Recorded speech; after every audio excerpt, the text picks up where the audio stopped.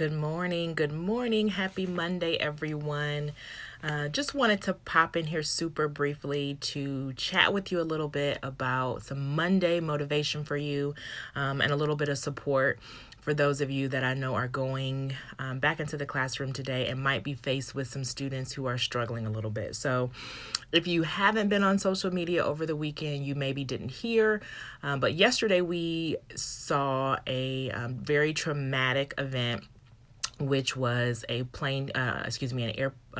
helicopter crash that took the lives of Kobe Bryant and his daughter, as well as seven other individuals. And I know if I was still working directly in the schools, this would be one of those days where there would be lots of kids who are feeling lots of feelings and might be struggling. And so I wanted to just pop in today to talk to you a little bit about my suggestion for you as an educator and how you can be supportive to them, but also take care of yourself. So, there's usually two kind of sides to the equation where people say like, oh, well, this is a celebrity, this isn't somebody that we really knew and it's not that big of a deal or it's not that serious.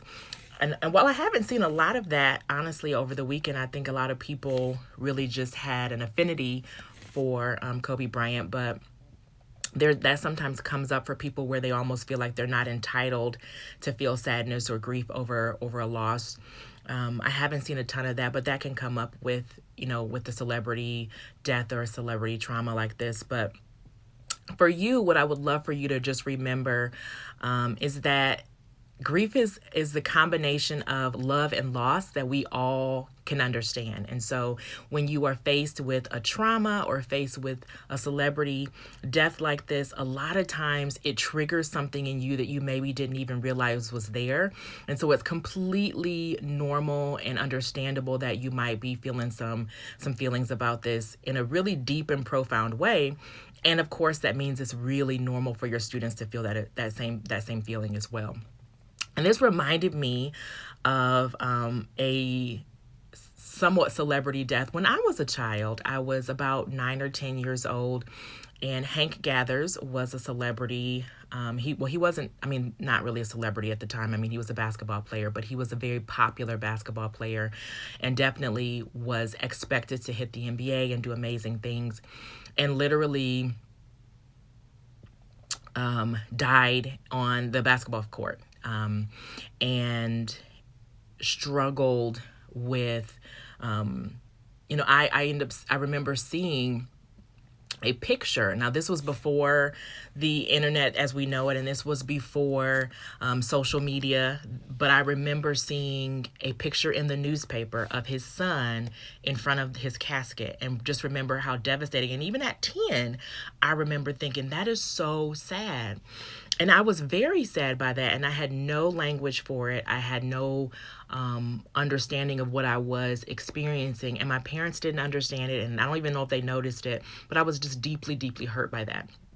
And so it's very normal for our kids to experience that, and for, your teens and tweens and teens and young adults that have kind of grown up watching Kobe Bryant play, they're going to feel this very deeply. And so if they're going to feel it very deeply, that means it's going to come into your classroom. It's going to come into your office.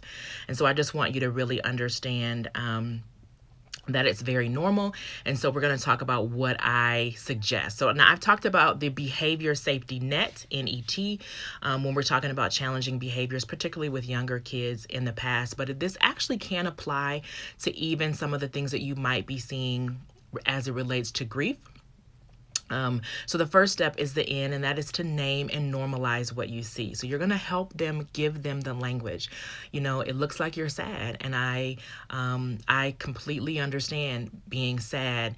It's a very normal response to feel sad when someone that we have grown to love or grown to appreciate or grown to enjoy watching, when we see that loss. That's a very normal thing, right? That's a very simple way to give them some language to what they're feeling in a way that no one else in their life might be able to do. The next thing you want to do is empathize. And so if you've had some experience with grief or loss or sadness, I want you to go ahead and share that in an appropriate way. So this is not your therapy session, obviously, but I want you to say, I understand how you feel. This is very normal. I remember when I heard the news, I was sad too. It really took me by surprise. It kind of knocked the wind out of me, and I shed a few tears. Tell them that that's normal, empathize with them, express that emotion, and show them that it's safe, that you can handle it. A lot of kids don't want to show us what they feel because they don't believe we can handle it. So you got to make sure that they know that. And then after you have named it and normalized it and you've given some empathy, now it's time for you to be able to teach. So that's the T. The T is teaching. And you want to make sure that you don't try and tell them how to get over it before you've expressed your genuine empathy and help to normalize that they're not crazy or wrong or being overly dramatic. You want to really make sure that they understand that. And it might take a couple of days. They're going to be inundated with images and content and news for the next probably several weeks. And so it might take some time for them to be ready for this, but make sure that you're keeping an eye on them. And you're going to teach them two things that I think are really important, particularly in our 24-hour news cycle, social media life. Number one is you want to teach them good, healthy boundaries. So all across social media, there are images that are just heartbreaking. We're likely to get more images of the actual crash scene. These things are traumatic. Seeing these things are traumatic. Experiencing these things are traumatic. These images get burned into your brain. You now begin to fear things that you hadn't feared before. You might find yourself having some intrusive thoughts where this picture kind of pops into your head.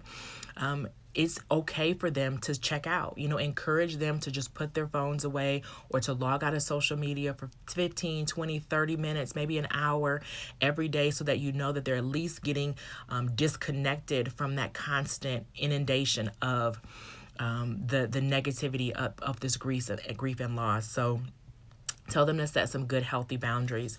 And then the second piece is then to make sure that they know how to replenish themselves. So that self-care piece that I'm always talking to you guys about.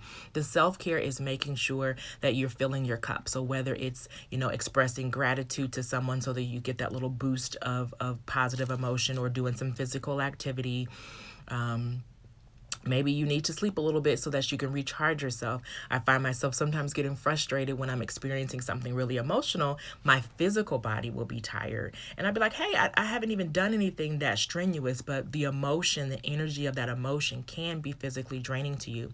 When your body releases that cortisol or because you feel stress, after that, the expectation is that you're going to rest. So if you have had a lot of emotion expressed or a lot of energy expressed because of grief, you're going to be tired, and that's a really normal thing. And so make sure that you are giving your body some rest, giving your mind some rest as well.